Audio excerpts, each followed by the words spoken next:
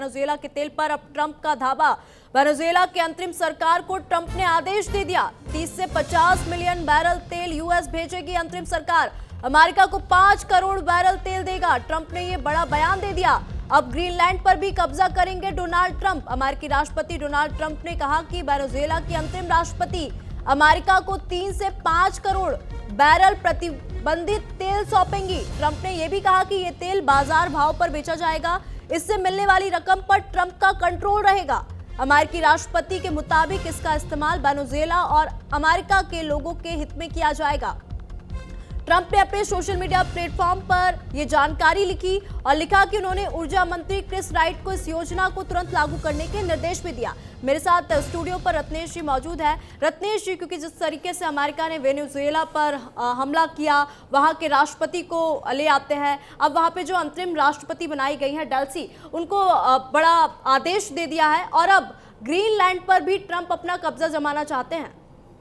जी देखिए, ये जिस तरह से स्थितियां बनती जा रही हैं, वेनेजुएला के राष्ट्रपति निकोलस मादुराई और उनकी पत्नी को जो वहाँ से लाया गया है, अब इसको कई लोग कई तरह से देखते हैं। कोई कहता है एब्डक्शन है, कोई कहता है कि टेक ओवर है, जो भी है, लेकिन इनडायरेक्टली अपरोक्ष रूप से वेनेजुएला पर अब ट्रंप का नियंत्रण है।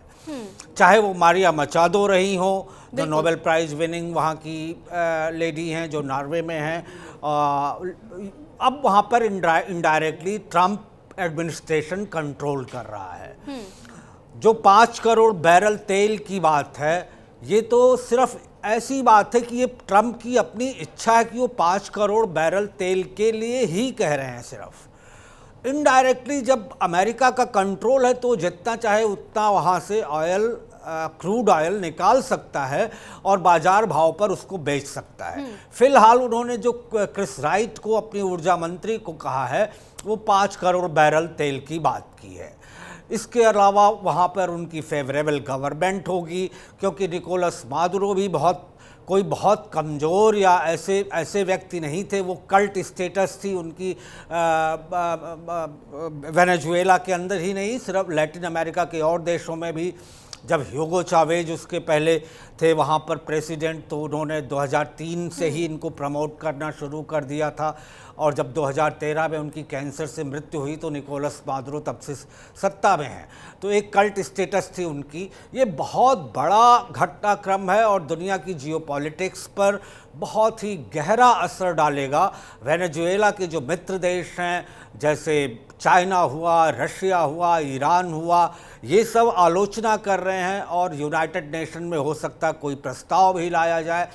लेकिन ले देकर स्थिति वही होनी है जैसी जॉर्ज डब्ल्यू बुश के टाइम हुई थी, जब यूनाइटेड नेशन से हैंस ब्लिक्स के नेतृत्व में एक इंस्पेक्टर जनरल थे, जो एक टीम गई थी WMD खोजने, वेपन्स ऑफ मास डिस्ट्रक्शन, लेकिन कुछ नहीं मिला था।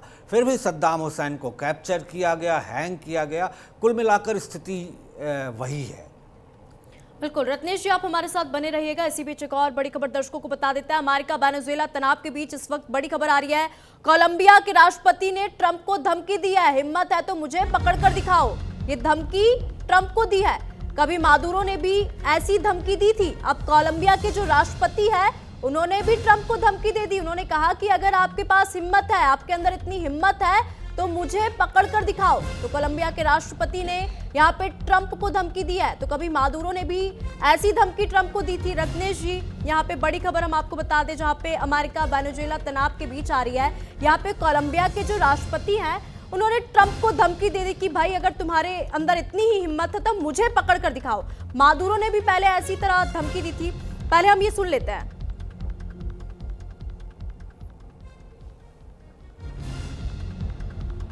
A mí no me amenace, aquí lo espero si quiere.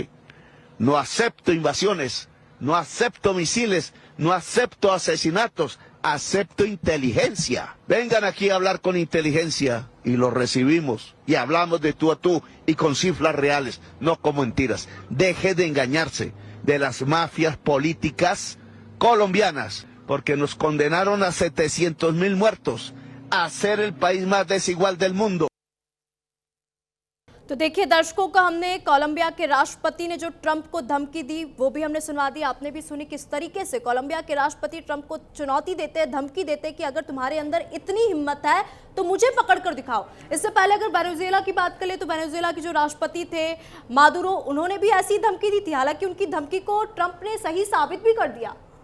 देखिए, जब दो राष्ट्र हैं, दो संप्रभु राष्ट्र हैं, तो अगर एक राष्ट्र का कोई जो सुप्रीम लीडर है वो किसी दूसरे राष्ट्र के सुप्रीम लीडर को कुछ कहता है तो जरूर सी बात है प्रतिक्रिया आएगी। लेकिन गुस्ताव पेट्रो जो कोलंबिया के राष्ट्रपति हैं, उनकी प्रतिक्रिया कोई ऐसे समय में नहीं आ रही है। ये सिचुएशन लैटिन कंट्रीज में, लैटिन अमेरिकन कंट्रीज में गंभीर बन चुकी है और ट्रंप ने इसको गंभीर बना दिया है। गुस्ताव पेट्रो ने तो ये भी कहा इस वक्तव्य में जो आपने सुनवाया कि पहले वो एक लेफ्टिस्ट गुरिल्ला वारफेयर ग्रुप का हिस्सा थे और जरूरत पड़ी तो वो फिर से बंदूक उठाने पे मजबूर हो जाएंगे, ये गुस्ताव पेट्रो कह रहे हैं। दूसरी बात ये है कि इस लड़ाई में ये सेमी वार एक तरह से इम्पोज किया गया था। जब आपके सैनिक मारे जा रहे हैं, क्यूबा के 32 सैनिक अच्छे ऑफिसर्स, लेफ्टिनेंट कर्नल्स, मेजर्स ये मरे हैं, तो ऐसे में ये सिचुएशन गंभीर है। दूसरी तरफ आपने अभी जैसे बताया ग्रीनलैंड की बात, लेकिन ग्रीनलैंड के ऊपर तो 7 देशों ने, जिन्हें अमेरिका का मित्र कहा जाता है, उन्होंने ही अमेरिका को चेतावनी दे दी है कि आप ग्रीनलैंड की बातें ना करें, तभी तो अच्छा है, अपनी जद में रहें। तो ये अब आप देखिए कैसे जियोपॉलिटिक्स दुनिया की बहुत तेजी से बदल रही है और इसका शिफ्ट मिडिल ईस्ट भी आ रहा है और भारत और उसके पड़ोसी देशों पर भी इसका प्रभाव पड़ेगा। बिल्कुल रत्नेश जी, आप हमारे साथ बने रहिएगा। इसी बीच एक और बड़ी खबर बता दें, इजराइल की लेबनान पर एयर स्ट्राइक हुई है।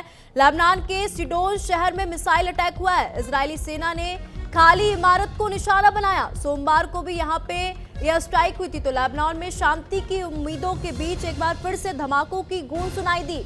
इजराइल की वायुसेना ने लेबनान के कई इलाकों पर हमले किए। ये हमले ऐसे समय में हुए जब लेबनान की सरकार एक बेहद अहम बैठक करने जा रही थी। बैठक में हिजबुल्लाह जैसे सशस्त्र समूहों को निहत्ते करके, यानी कि उनसे हथियार छीनने पर चर्चा होनी है।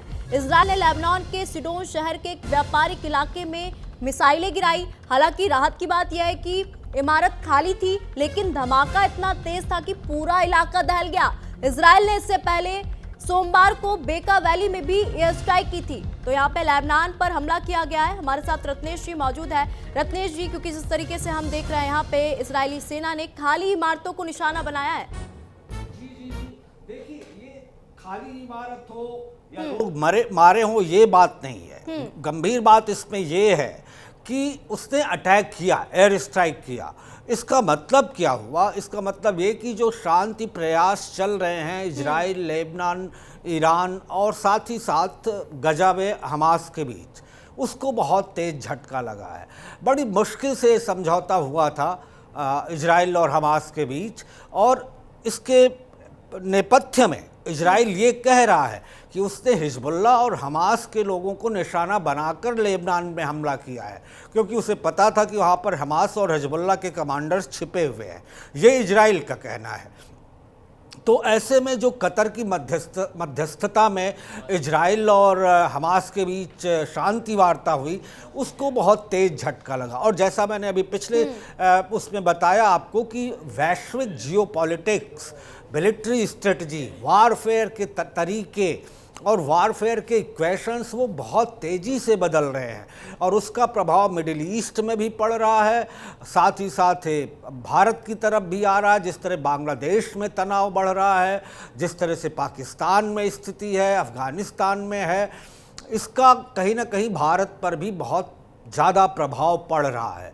लेकिन साथ ही साथ आप देखिए, मैं इससे थोड़ा हट के एक बात कहूँगा कि रशिया और यूक्रेन के बीच एक तरफ लड़ाई चल रही है, इजराइल और हमास के बीच लड़ाई रुक गई थी, लेकिन सोमवार को बेका वैली और आज सिडोन शहर में हमले के बाद एक बार फिर लग रहा है कि शांति समझौतों को बहुत ज़्यादा नुकसान पहुँचा है, वो टिके नहीं रहेंगे।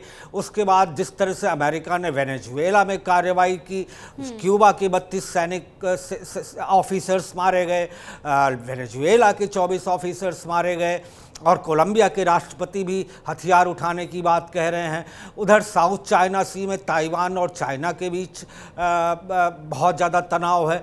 ऐसे में दुनिया एक तरह से थर्ड वर्ल्ड वार की तरफ बढ़ती नजर आ रही है। और यहाँ पे इजराइल का सबसे बड़ा दुश्मन भी हिजबुल्लाह ही है। जिस तरीके से यहाँ पे एयर स्ट्राइक की गई है, और ये हमला ऐसे समय में हुआ है जब लेबनान की सरकार एक बेहद अहम बैठक करने जा रही थी। तब यहाँ पे खाली इमारतों को निशाना बनाया गया, जैसा कि आपने कहा कि खाली इमारत को निशाना बनाया गया या फिर कैसी भी इमारत को निशाना बनाया गया हो, लेकिन यहाँ पे हमला तो हुआ है, एयर स्ट्राइक तो हुई है, और कोई पहली बार तो नहीं हुई है। इससे पहले भी कई सारे इलाकों को टारगेट किया गया था, निशाना बनाया गया था। जी, आपने बिल्कुल सही कहा कि इजराइल का दुश्मन कोई देश नहीं है, वो आतंकवादी समूहों के खिलाफ लड़ाई लड़ रहा है। चाहे वो पैलेस्तीन के हमास संगठन हो, चाहे वो हिजबुल्लाह हो, चाहे वो हुतीज हो, चाहे वो और सारे जो वहाँ पर इराक में घुसे हुए हैं। तो ये चारों तरफ से इजराइल एक तरह से आतंकवादी गुटों से और आतंकवाद को समर्थन देने वाले देशों से घिरा हुआ है। ऐसे में इजराइल अपने बचाव के लिए सारी कार्रवाई कर रहा है।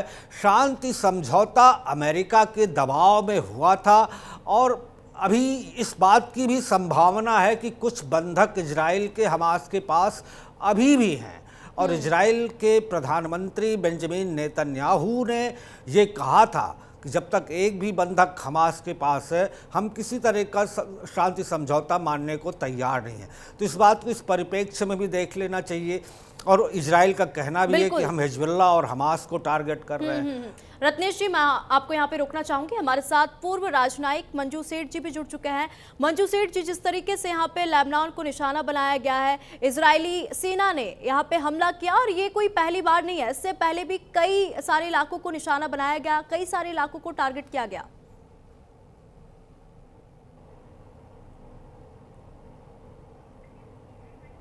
मंजू जी, आप अनम्यूट करिए, आपकी आवाज हम तक नहीं पहुंच पा रही है।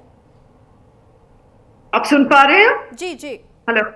हाँ, नहीं, एक ये बिल्कुल एक ऑप्शन नहीं रह गया इजराइल के पास, क्योंकि वहां पे जो सारे जो गुट हैं, ये जो सब इनके जो ग्रुप्स हैं, जाके लेबनान में जाके पनाह लेते हैं और उनको पनाह दिया जाता है वहां पे, वो और उनकी क्या मंशा है। वो ईरान सपोर्ट करता है, सब उनको सपोर्ट जो करते हैं, दूसरे एलिमेंट्स जो हैं, जो चाहते हैं वहां पे एक जो चारों तरफ इनके इजराइल के अराउंड जो कंट्रीज हैं, वहाँ पे उनका ये है कि इजराइल को ख़त्म करना है। एक ये उनकी एक ये मंशा बनी हुई है कि Israel has no right to exist. तो इजराइल को लगता है कि हमारे ये जो एलिमेंट्स हैं, जो हमास हैं, हिजबुल्लाह हैं, ये सारे, और जो लड़ाई शुरू हुई थी वो हमने देखा ही था, जो उन्होंने हॉस्टेजेस लिए और जो इनको बंधक बनाया और इजराइल को टारगेट किया। तो ये उससे साफ जाहिर है कि उनकी जो मंशा है वो अच्छी नहीं है। वो चाहते हैं कि हम इजराइल को कैसे ख़त्म करें और इसको यहाँ से इसको ख़त्म करें। We don't want Israel to exist, उसके एग्जिस्टेंस के लिए को चैलेंज करते हैं। और हम अभी आप कह रहे हैं कि हम देख रहे हैं कि एक पीस डील भी हुई है, लेबनान के साथ भी हुई है, यूएस ने भी एक ब्रोकर कर रहा है और करेंगे, कुछ पार्शियल सीज फायर हुई थी। लेकिन डिसआर्मामेंट की जो बात हुई है और जो कहा है कि इनको बिल्कुल अपने जो टेररिस्ट एक्टिविटीज हैं बंद करने होंगे, हिजबुल्लाह उसके लिए मानने को तैयार नहीं। हिजबुल्लाह और हमास दोनों ही, और दोनों टारगेट करते हैं इजराइल को, उनके सिटीजन्स को। तो ये इजराइल के लिए एक एग्जिस्टेंशियल क्राइसिस है, एग्जिस्टेंशियल एक थ्रेट है। तो नेचुरली वो अपनी जो सुरक्षा के लिए इस टाइप का वो एक्टिविटीज कर रहे हैं। तो हम अवॉइड कर रहे हैं सिविलियन टारगेट्स को। लेकिन मतलब थोड़ी बहुत आई थिंक इसका जो, जब आप मिसाइल छोड़ेंगे या कुछ बॉम्ब करेंगे, बमबारी करेंगे, तो उसमें थोड़ा बहुत कोलैटरल डैमेज हो ही जाता है। मैं इसको जस्टिफाई नहीं कर रही हूँ, लेकिन वो हो जाता है क्योंकि समहाउ आपका जो इरादा है वो तो है उनको हटाने के लिए, जो आपके एलिमेंट्स एंटी इजराइल एलिमेंट्स हैं, जो इजराइल की एग्जिस्टेंस के खिलाफ हैं, तो उनको वो टारगेट करना चाहते हैं। और वो कोशिश तो वही करेंगे कि टारगेटेड हो, लेकिन कभी कभी आई थिंक थोड़ा एक्स्ट्रा कहीं हो सकता है कि कहीं अलग और लोगों को भी हानि होती है। तो मेरा मानना है कि ये एक जो यहाँ पे जो सीज फायर होगी या फाइनली पीस सेटलमेंट होगा, उसमें ये बहुत ज़रूरी है कि जो एलिमेंट्स हैं इनको डिसआर्म किया जाए।